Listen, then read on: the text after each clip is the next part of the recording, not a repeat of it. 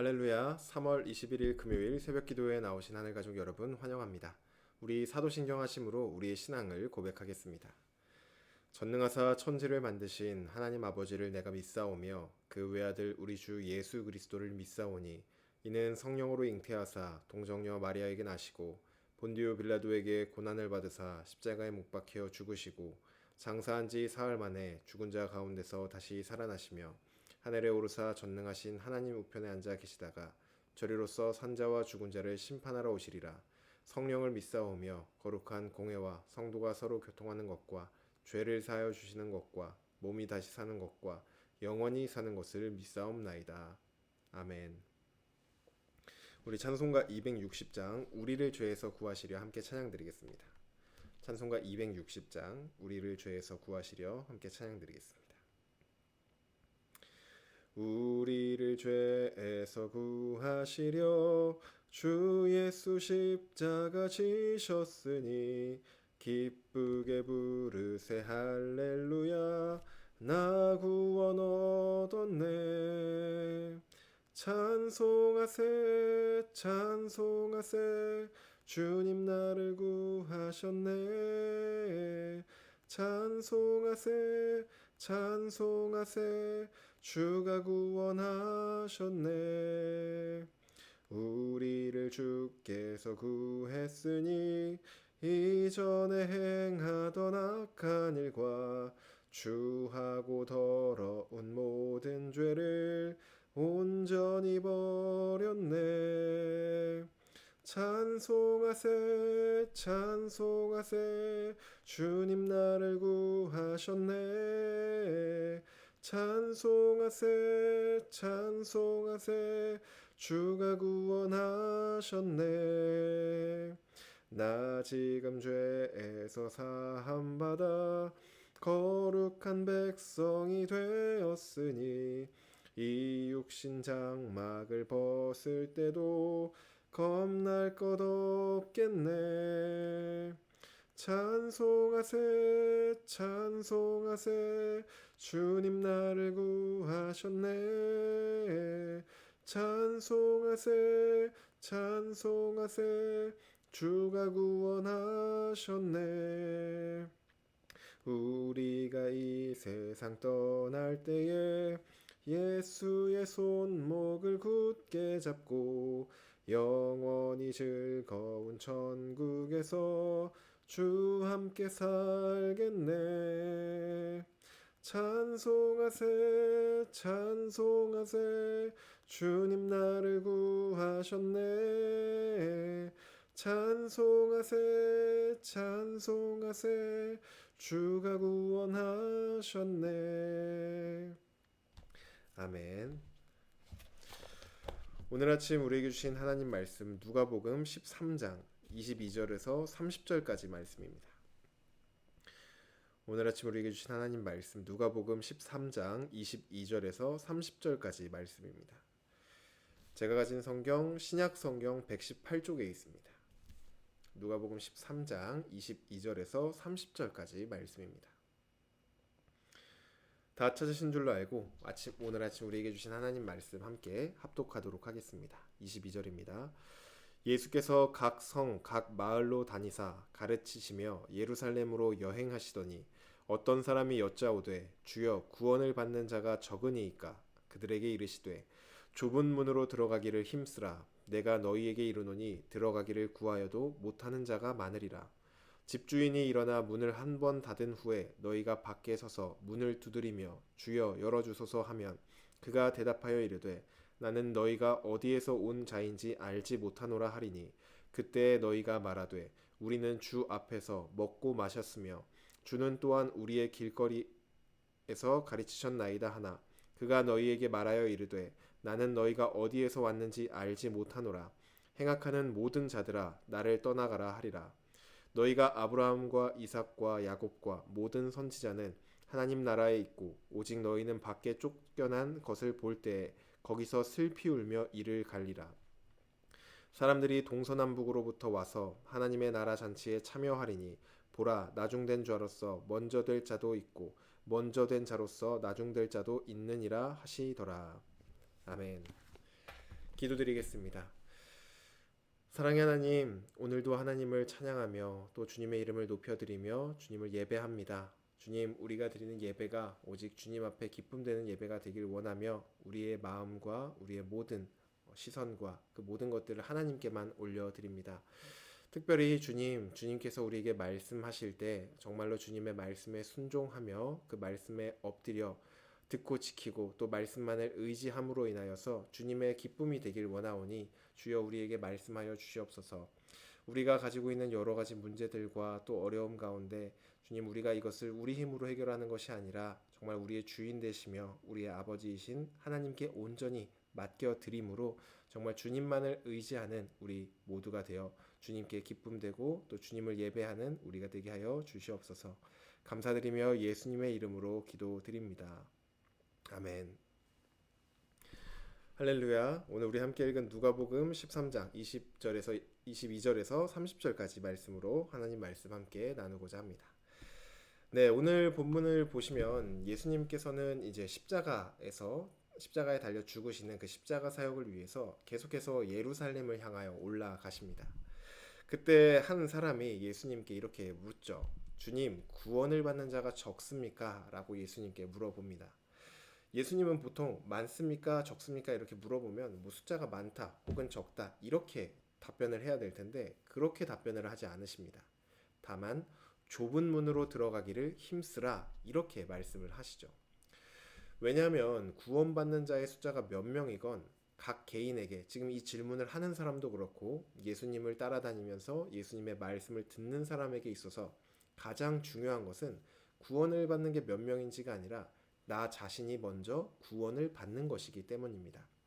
그래서 예수님은 좁은 문으로 들어가기에 힘쓰라 라고 말씀하시죠. 예수님께서 말씀하시는 좁은 문으로 들어가는 것은 먼저는 회개를 하고 그 다음 예수님을 믿는 것을 말합니다. 그리고 계속해서 예수님을 따라가는 것, 이것이 주님이 말씀하신 좁은 문으로 들어가는 것이죠. 만약 회개하지 않고 예수님을 받아들이지 않는 자는 주님이 다시 오셨을 때 들어가기를 구하여도 들어가지 못하는 버림받는 자가 될 것입니다. 지금 이 자리에 함께 모여 예배드리는 우리 모두는 먼저는 예수님을 주인으로 받아들이고 또 좁은 문으로 이미 들어온 사람들입니다. 구원을 받은 사람들이죠. 우리의 구원은 예수 그리스도를 통해서 이미 우리에게 주어졌습니다.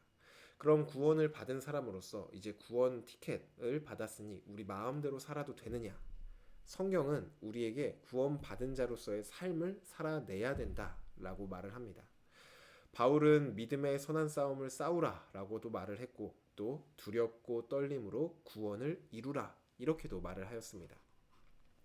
이것은 예수님께서 우리에게 주신 구원이 부족하기 때문에 예수님께서 감사하게도 그렇게 우리에게 구원을 주셨지만 이제 남은 부분을 우리가 완성시켜야 돼 이런 것이 아닙니다. 예수님은 이미 완성된 구원을 우리에게 주셨고 우리는 완성된 구원을 받은 사람들입니다. 그리고 그런 구원을 받은 사람으로서 그에 합당한 삶을 살아가야 한다는 것이죠. 좁은 문으로 한번 들어온 것으로 끝나는 것이 아니라 끝까지 그 좁은 문으로 걸어가야 한다는 것입니다. 마치 결혼을 했다고 그 결혼 생활이 모두 끝나는 것이 아니라 결혼식은 시작이고 이제 결혼 생활을 앞으로 해 나가야 하는 것처럼 좁은 문에 들어와서 구원을 받은 우리가 이제 구원받은 자의 삶을 계속 살아가야 한다는 것이죠. 그래서 오늘은 좁은 문으로 들어온 우리가 어떻게 그 길을 끝까지 걸어갈 수 있는지, 주님을 다시 만날 그날까지 그 좁은 길을 계속해서 걸어갈 수 있는지 함께 살펴보려고 합니다.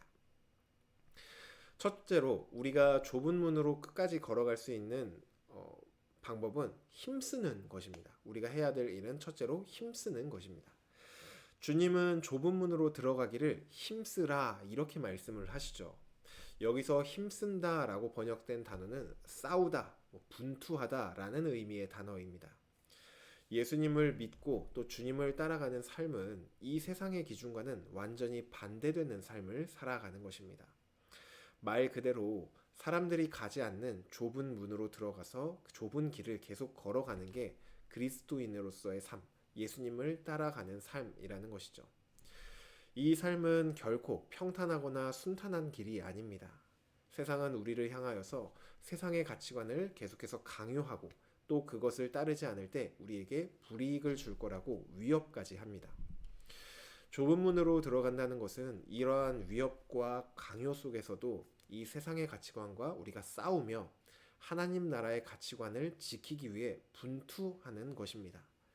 교회에 와서 예배를 드리는 것이 전부가 아니라 우리 삶에서 우리가 살아가는 월요일, 화요일, 수요일 그 매일매일의 삶에서 주님을 더욱 닮아가기 위해 그리고 주님이 우리에게 원하시는 그 삶을 살아가기 위해 분투하며 말씀을 선택하고 따르는 삶. 이것이 바로 좁은 문으로 들어온 우리가 살아야 할 첫 번째 삶. 힘써 살아가는 그러한 삶의 모습입니다.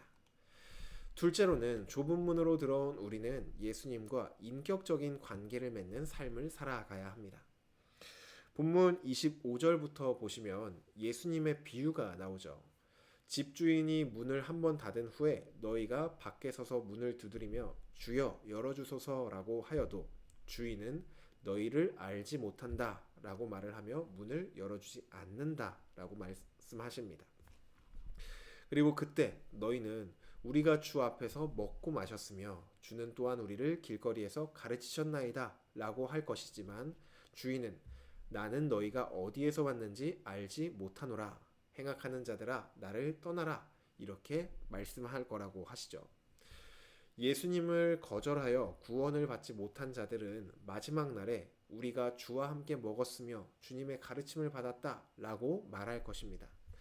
하지만 단순히 주님과 함께 먹고 또 주님의 가르침을 받는 것이 그들에게 구원을 주진 않습니다. 그래서 주님도 나는 너희를 모른다 라고 말하고 계신 것이죠. 주님과의 관계에서 중요한 것은 그저 그분과 함께 있는 것, 예배의 자리에 참여하는 것, 그런 것이 중요한 것이 아니라 정말로 그분을 인격적으로 받아들이는 것, 내 삶의 모든 순간에서 그분과 인격적으로 동행하는 것입니다. 당시에 이 예수님을 거절했던 종교 지도자들은 우리는 아브라함과 이삭과 야곱의 후손이라고 여기며 당연히 구원받을 것이라고 생각을 했죠. 하지만 주님은 누구의 후손인지, 무엇을 하는지, 누구와 함께 있는지 이것이 중요한 것이 아니라 예수님을 인격적으로 받아들이는 것, 이것이 중요하다고 말씀합니다. 우리의 신앙생활도 마찬가지죠. 우리가 교회에서 교제를 하고 공동체에서 교제를 하고 또 예배를 드리고 봉사를 하는 것 다 중요한 일들입니다. 하지만 정말로 중요한 것은 내가 날마다 예수님과 인격적인 관계 안에 있는 것, 이것이 정말 중요합니다. 인격적인 관계라고 하면 조금 추상적으로 들릴 수도 있지만 어려운 것이 아니라 예수님이 정말로 살아 계셔서 그리고 내가 그분을 정말로 내 삶의 주인으로 인정하면서 사는 것. 매일의 내 삶 가운데 주님이 나와 동행하시는구나. 내 생각은 이렇지만 주님이 이것을 원하신다면 나는 이것이 아니라 예수님을 선택해야 되겠다. 주님이 기뻐하시는 선택을 해야 되겠다. 이렇게 날마다 하나님과 또 주님과 인격적으로 살아가는 것. 이것이 주님이 말씀하신 인격적인 관계의 삶입니다. 만약 이러한 인격적 관계 없이 그저 봉사를 하고 교제를 하고 예배를 드린다면 이것은 어쩌면 종교 행위에서 그칠 수도 있습니다. 이때 당시에 종교 지도자들도 늘 말씀을 보고 또 성전에서 봉사도 하고 여러 가지 종교 행위들을 했었죠. 하지만 정작 그들은 주님을 주인으로 인격적으로 받아들이지 않았었습니다. 우리의 예배와 또 교제와 봉사 그 모든 것들은 모두 예수님과 인격적인 관계에서 비롯되어야 합니다. 그래서 우리가 좁은 문으로 들어온 자로서 살아야 할 두 번째 삶이 바로 이것, 예수님과 날마다 인격적인 관계 가운데 살아가는 것입니다. 이제 말씀을 정리하겠습니다. 우리는 이미 좁은 문으로 들어온 사람들이죠. 하지만 좁은 문은 한 번 들어오는 것으로 끝나는 것이 아니라 주님이 다시 오실 그날까지 계속해서 우리가 걸어 나아가야 하는 길입니다. 우리가 신앙생활을 하다 보면 분명히 포기하고 싶을 때가 찾아올 때도 있습니다. 예수님을 포기해야지 이것이 아니라 예수님이 원하시는 것이 이것이 분명하시지만 세상의 기준이 이렇게 주어졌을 때 이 예수님의 말씀이 아닌 말씀을 포기하고 세상의 기준을 선택하고 싶을 때 그리고 세상의 가치관에 타협하고 싶을 때가 분명히 우리가 이 좁은 길을 따라갈 때 찾아오게 됩니다.